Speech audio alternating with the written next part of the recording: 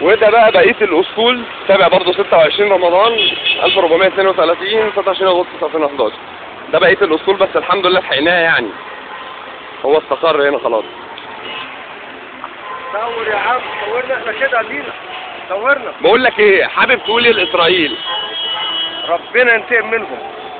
وايه تاني؟ ربنا ينتقم منهم، مش عايزينهم في مصر. طيب، وحابب تقول ايه للحكومه او سيان للمجلس العسكري بما انه الحاكم، كلمه كده عن الشهداء بعيالنا اللي عماله تموت وتتذبح على الحدود دي، تقول لهم ايه؟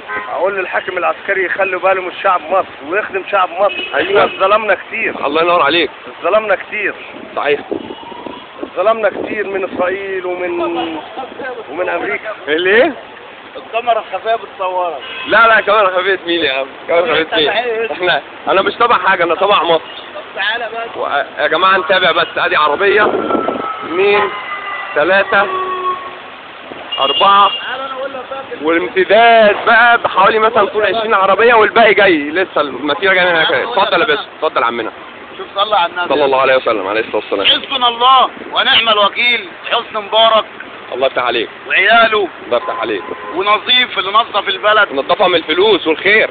سرقها طبعا ماشي طبعا. وحسبنا الله ونعم الوكيل بحبيب العدل الحرامي قتال القتلة. ايوه. بص حضرتك، ده مصاب حرب في 73.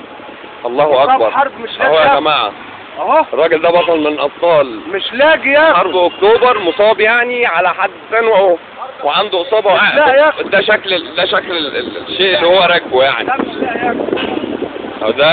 ده المنظر اللي هو راكب فيه عشان الناس تبقى فاهمه يعني. هو الراجل على لسانه بيقول ان هو مصاب حرب. اهو استنى خلينا. طيب الله يبارك لك يعني. مصاب حرب. اهو يا رب الناس تتفرج بس وتشوف.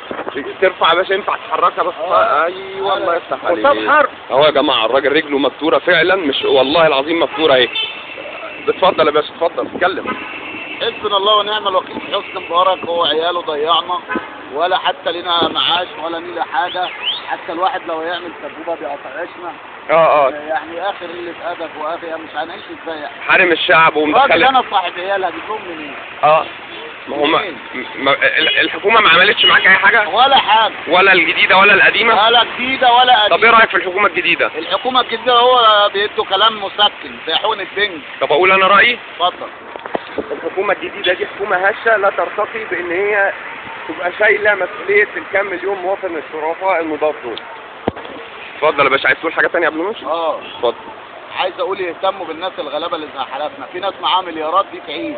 عارف يا باشا، لما اخواتكم بيقعدوا في التحرير ويعتصموا في التحرير عشان يجيبوا حقوقهم، عارف بيتعمل فيهم ايه من الشرطه العسكريه ومن الشرطه الداخليه اللي هي بتاعت الداخليه او بالاخص الامن المركزي. يبعد عننا الفتن.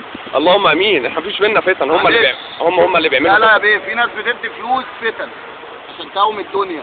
مصر محروسه من عند ربنا ونعم بالله. في رباطنا لهم الدين. هم كده اللي بيعملوا كده معروفين والحكام عارفين. الله ينور عليك يا باشا. احنا اسرائيل كم مره كل سنه وانت طيب يا باشا. يا باشا اسرائيل كم مره تضرب من عندنا جنود وضباط يا باشا. من سنه 2000 عمالين يموتوا في عيالنا. فرصه سعيده يا باشا، كل سنه طيبين. واحنا مفيش مقاومه معاهم خالص.